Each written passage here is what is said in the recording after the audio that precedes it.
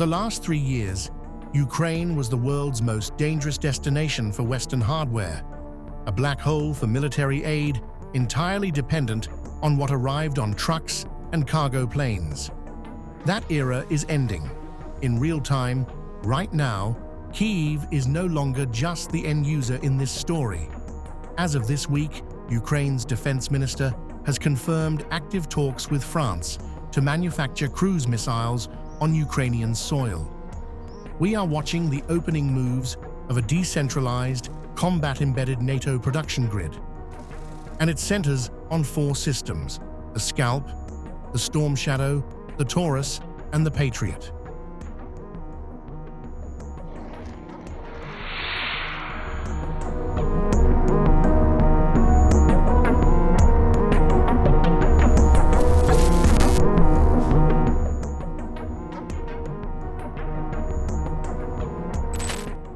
This isn't a logistics story anymore. This is a move toward industrial sovereignty, and it's happening faster than most people have clocked. First, the French SCALP and British Storm Shadow. Same missile family, but structurally and digitally distinct. Separate software, separate national supply chains. Ukraine's defense minister confirmed this week that talks with France and missile maker MBDA have made real progress, though he was careful to say it's still too early to call it done. That caution matters, but so does the fact that this conversation is happening at all, weeks after the G7 signaled it was ready to consider these licenses. Then there's the German Taurus, for years politically radioactive. That's shifting too. MBDA has already signed a strategic partnership with the Ukrainian defense firm Ukrainian Armor, focused on deep strike and counter-drone technology.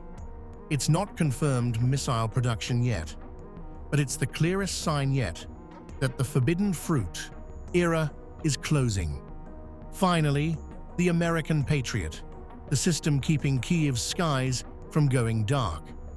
Zelensky has personally pushed Trump to grant Ukraine a license to build Patriot interceptors domestically.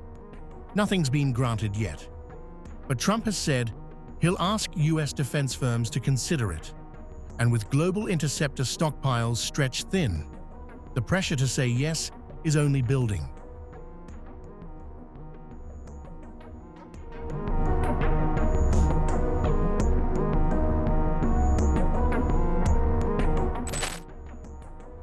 Is this even possible? Building a cruise missile isn't assembling a drone in a garage. It demands specialized alloys, clean room microelectronics, hyper-precise software integration. That's exactly why the SCALP talks are so significant. Ukraine's minister flagged the process touches intellectual property, production launch, and technical questions tied to components and assembly. This is a real industrial negotiation, not a symbolic gesture, and the map backs it up. Ukraine is already a serious production power in its own right. Nearly 3 million drones built in 2025 alone, with plans to scale to 8 million a year.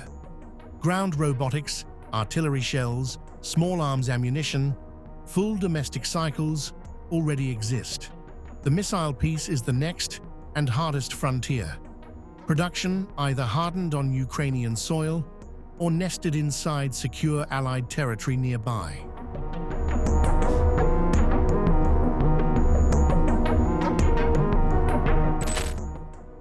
Here's what most people are missing.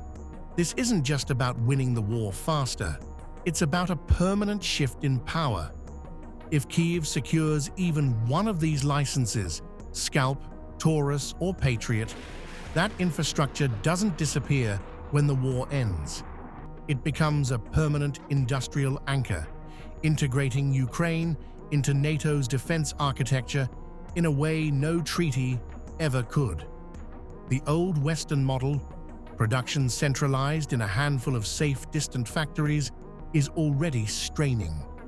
What's replacing it is forward-positioned, high output, and built to sustain a front line. Ukraine isn't a peripheral node in that system anymore. It's becoming one of its centers of gravity.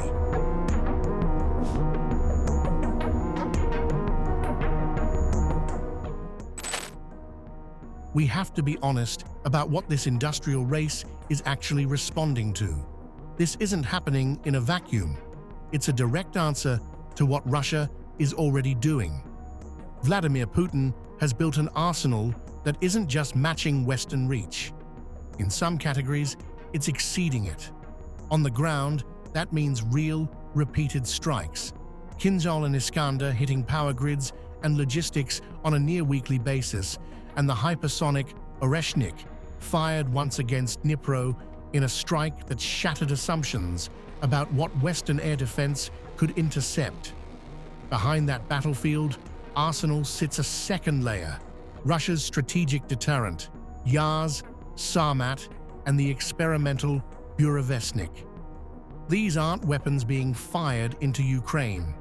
They're nuclear-capable systems Moscow keeps in reserve, and their existence is itself the message, a background threat shaping every decision the West makes about how far to go. That's the real stakes of this industrial shift. Every domestic missile line Ukraine stands up isn't just about resupply.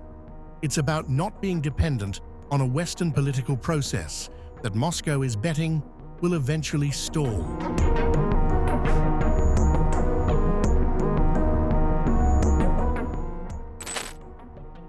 We've moved from a story about donations to a story about licenses, from waiting for aid to manufacturing the solution.